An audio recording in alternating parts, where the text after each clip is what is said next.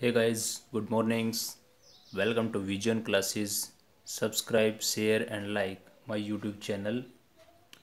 तो अब तक जो हमने प्रीवियस क्लास में डिस्कस जो कर चुके थे हम एटॉमिक मास, मोलिकुलर मास या हम एवोगैड्रो हाइपोथेसिस जो हमने की थी, एवोगैड्रो लॉ उसका हमने एक एप्लीकेशन भी पढ़ चुके थे। आज हमारे पास जो मेन टॉपिक हमारा है वो होगा मोल कॉन्सेप्ट। क्या होगा? Mole concept. तो यहाँ ध्यान दें, जैसे हमने एएमयू पढ़ा था ना, AMU atomic mass unit.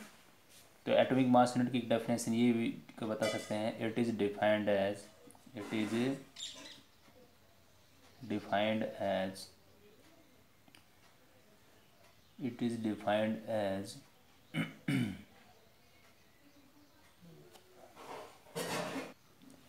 A mass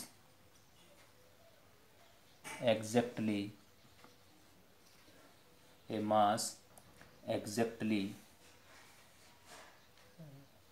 equal to 1/12 the mass of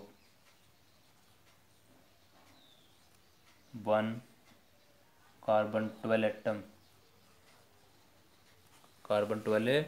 atom. इसको हम बोलते हैं एएमयू। एटॉमिक मास यूनिट क्या था? जिसका मास एग्जैक्टली इक्वल हो किसके? 1/12 mass of one carbon atom. इसको हम बोलते हैं एएमयू। ठीक है।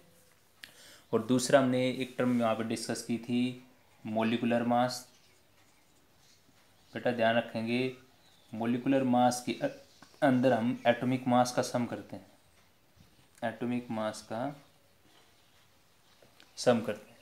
ठीक है, एटॉमिक मास का सम करते हैं। अच्छा, और आपके पास अगर फॉर्मूला मास पूछे आपसे कोई,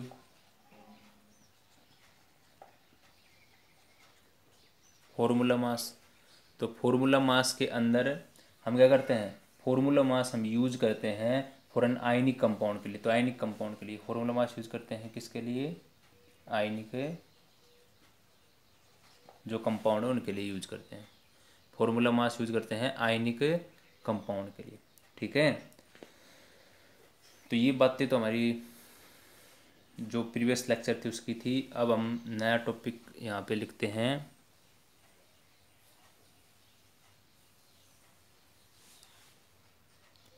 नया टॉपिक आपके पास है मोल कॉन्सेप्ट। अब मोल कॉन्सेप्ट क्यों डिस्कस करते हैं? जैसे आप मार्केट में कोई सामान लेगा तो डजन में, कोई दर्जन में आता है आपके पास, कोई किलो के अंदर आता है। ठीक है। तो ऐसे ही हमने सोचा कि भी हम ऐसी केमिस्ट के अंदर एक ऐसा डजन बनाए जो क्या हो, जो आपको जो भी एटम है, मोलिक्यूल है, उनको रिप्रेजेंट कर सके। एटम को मोलिक्यूल क्या कर सके? रिप्रेजेंट कर सके। ठीक है। अब देखो, सबसे पहले तो हम बताते हैं कि भाई 1 मोल होता क्या है। 1 मोल ऑफ, वैसे मोल के लिए जो एक वैल्यू रिप्रेजेंट करते हैं वो आपने देख ही रखी है, 6.023 10⁻23। तो 1 मोल को हम बताते हैं 1 mole of A substance. 1 mole of A substance is the amount of the substance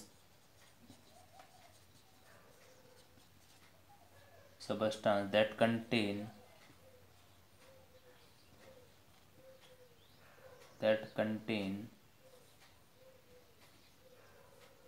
as many particle or entities as there are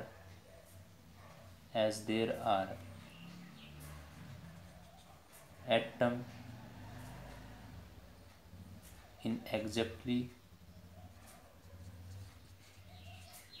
12 gram of carbon 12 जिसका मतलब क्या होगा, इसका मतलब है 6.023 10⁻23, 10⁻23। ठीक है। ये कहता है भी 1 मोल ऑफ सबस्टांस वो होता है द अमाउंट ऑफ सबस्टांस जिसके अंदर क्या कंटेन हो, बहुत ही मैनी पार्टिकल हो सकते हैं, बहुत से पार्टिकल हो सकते हैं, या कोई भी एंटिटी हो सकती है। एंटिटीज़ का मतलब जैसे उसमें एटम भी हो सकते हैं, आयन भी हो सकते हैं, मॉलिक्यूल भी हो सकते हैं। और जो भी एटम है उन वो एग्जैक्टली किसके बराबर हो, 12 ग्राम के बराबर हो, या कार्बन 12, जिसका मतलब क्या होगा, जिसका मतलब होगा कि भाई वो वैल्यू होगी 6.023 10⁻23। अब ये कैसे फाइंड आउट होगी आपके पास, ये वैल्यू कैसे फाइंड आउट होगी, इस वैल्यू को फाइंड आउट कैसे करते हैं भाई, ये कैसे आता है एग्जैक्टली, कैसे 12 आएगा, तो वो देखते हैं। देखो अगर देखो एक आपके पास बताता हूँ, मैं लिखूँ gram atomic mass, gram atomic mass of carbon, जो कार्बन वो कितना है 12 gram, gram atomic mass of carbon कितना है 12 ग्राम बेटा। और अगर एक कार्बन, एक एटम ऑफ कार्बन की बात करें, एक एटम ऑफ कार्बन की बात करें तो वो आपके पास होता है कितना 1.9924 10⁻23 ग्राम, 10⁻23 ग्राम ये होता है आपके पास। ठीक है। अब देखो मैं नंबर ऑफ कार्बन एटम निकालना चाहता हूँ, नंबर ऑफ कार्बन एटम को हम फाइंड आउट करना चाहते हैं। ये ऊपर तो हमने ये बताया भाई 1 मोल ऑफ सबस्टांस वो अमाउंट ऑफ सबस्टांस होता है जिसके अंदर बहुत से पार्टिकल या एंटिटीज हो जो एग्जैक्टली किसके बराबर हो 12 ग्राम के बराबर हो, या उसका मतलब हो सकता है कि भाई उसकी जो वैल्यू आएगी वो आनी चाहिए 6.023 10⁻23 बेटा। अब देखो कैसे आती है, मेरे को निकालना है number of carbon atom, number of carbon atom. तो देखो कैसे आएंगे, मैं लिखूँगा gram atomic mass, gram atomic mass of carbon, gram atomic mass of carbon upon में mass of 1 carbon atom, mass of 1 carbon atom. तो अब देखो कैसे फाइंड आउट करेंगे बेटा उसको, भाई ग्राम एटॉमिक मास ऑफ कार्बन कितना है मेरे पास 12 ग्राम, अपॉन में क्या आएगा कि भाई जो मास ऑफ 1 कार्बन ये हमारे पास एक्सपेरिमेंटल वैल्यू है जो कितनी है 1.9924 10⁻23 ग्राम। जब इसको हम सोल्व करेंगे तो आपको पता है 10⁻³ 23 ऊपर जाएगी वैल्यू कितनी हो जाएगी 23 प्लस की हो जाएगी। और जब इसको सोल्व करेंगे वो आएगा 6.023 मल्टीप्लाई 10⁻23। तो देखो यही आ गया ना मेरे पास। तो यही तो क्या आपके पास, यही तो हम कहना चाह रहे थे कि भाई आपके पास जो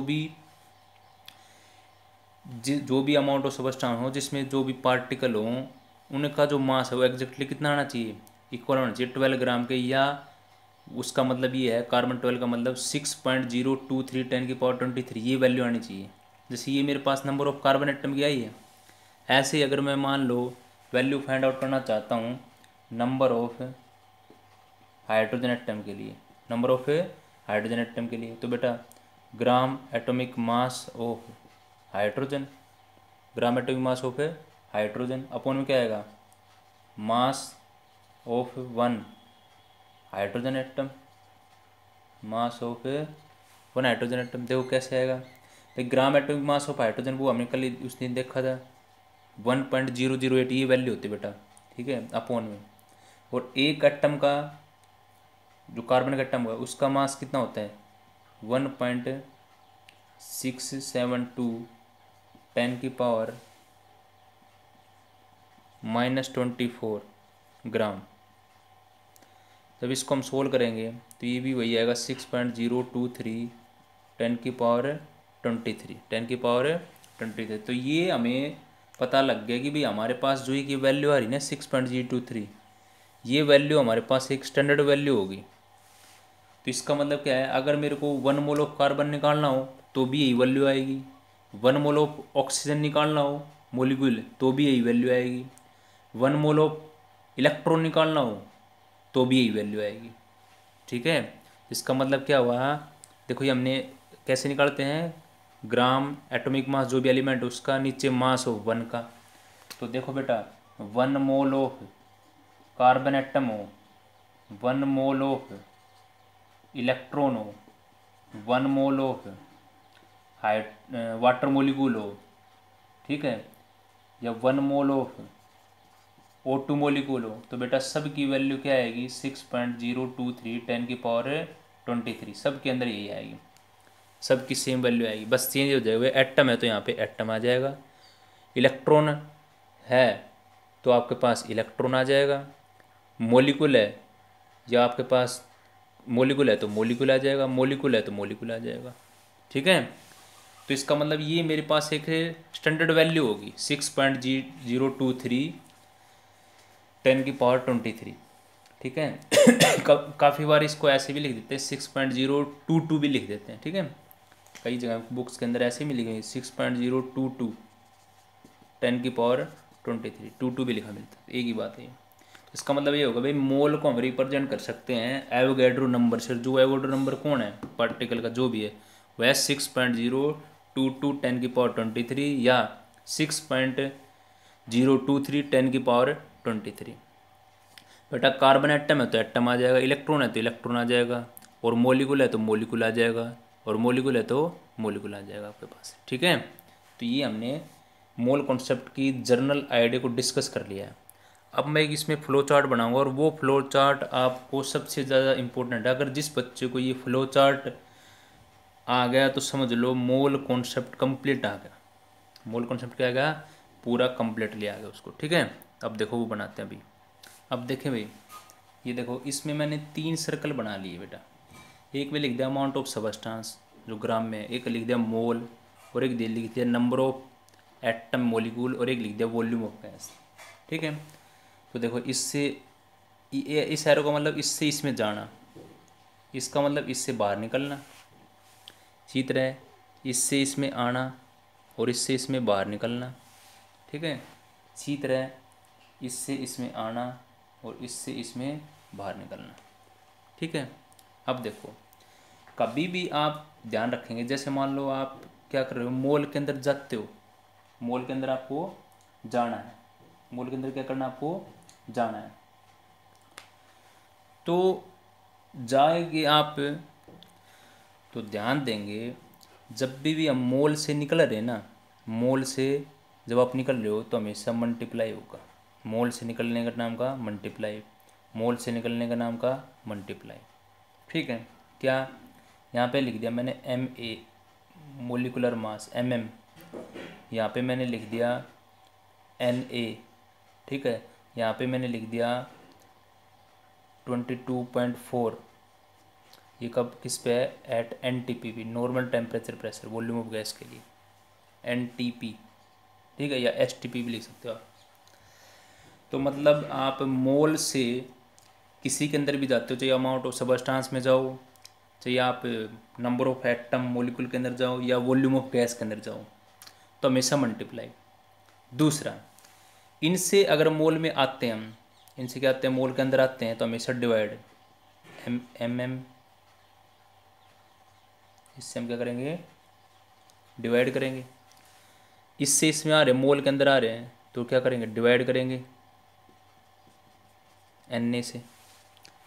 इसमें भी क्या करेंगे, डिवाइड 22.4 से, 22.4 लीटर पे ये, ठीक है, 22.4 लीटर,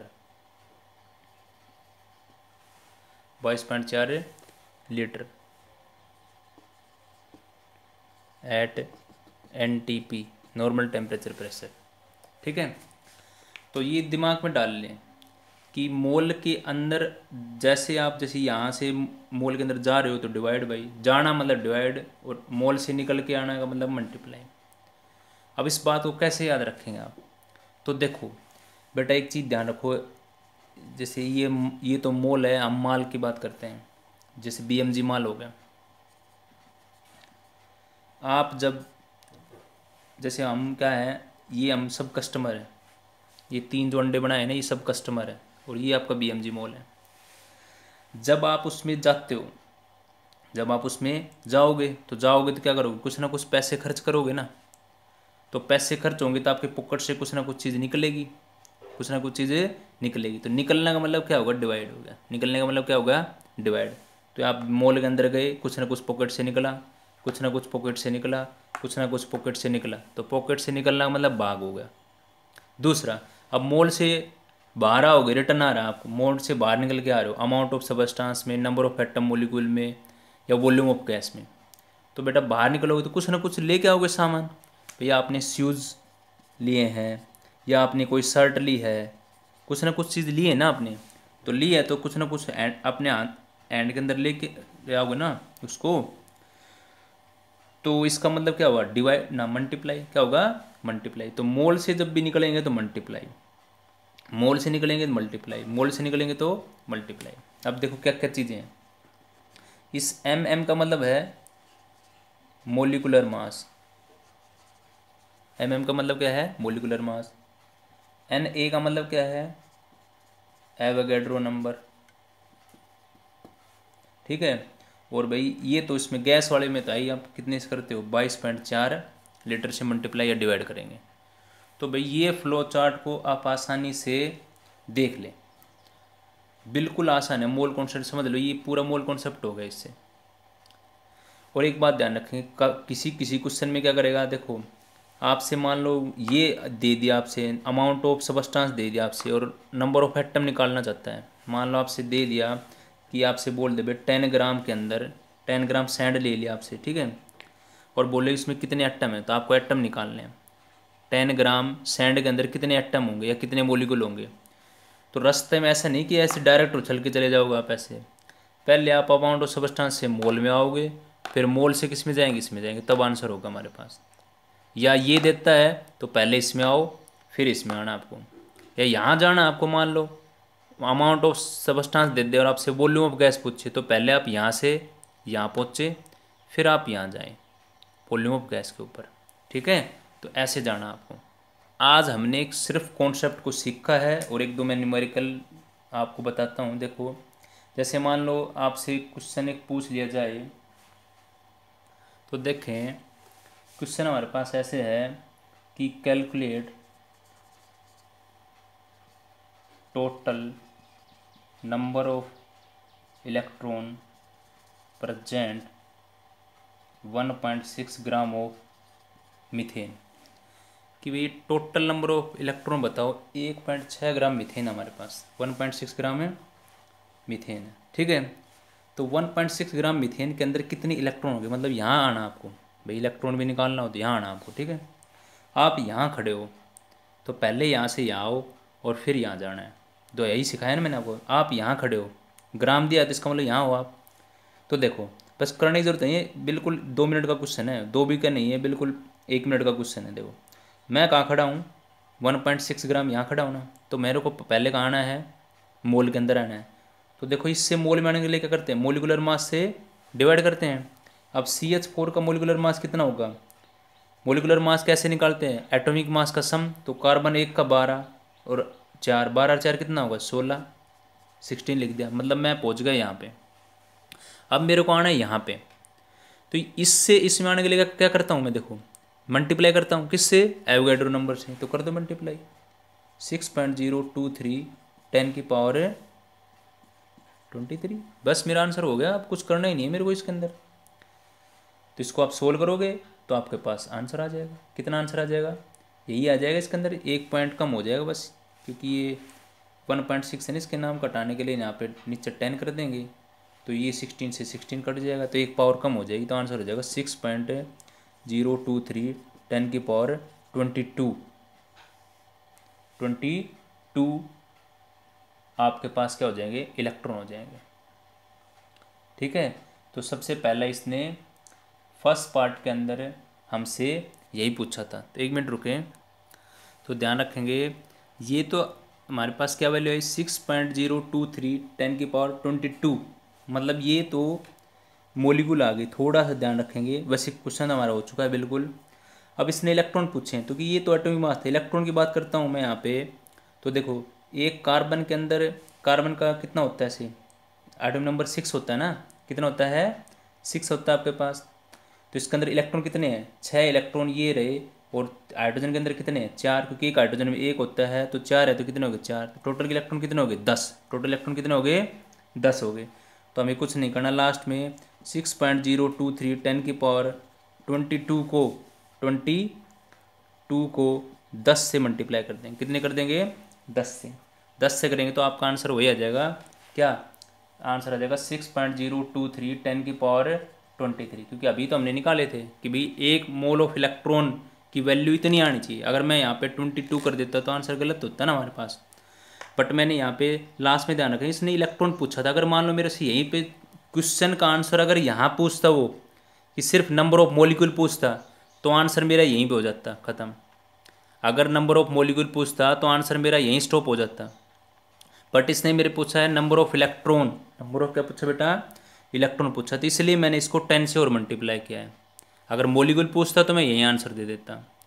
अब अगर मेरे को यहाँ पे इलेक्ट्रॉन निकालने थे तो मेरे को ये 6 इलेक्ट्रॉन कार्बन के और एक हाइड्रोजन का, एक होता है तो 4 हैं तो 4 हो गए, 6 और 4 10, तो इससे 10 से और मल्टीप्लाई कर दिया तो एक पावर और बढ़ गई, तो आंसर हो गया 6.023 10⁻23। तो ये हमने मोल कॉन्सेप्ट को वैसे सीख लिया है, इसके बेस न्यूमेरिकल है वो हम हमारी जो नेक्स्ट क्लास में करेंगे। Thank you for watching vision classes.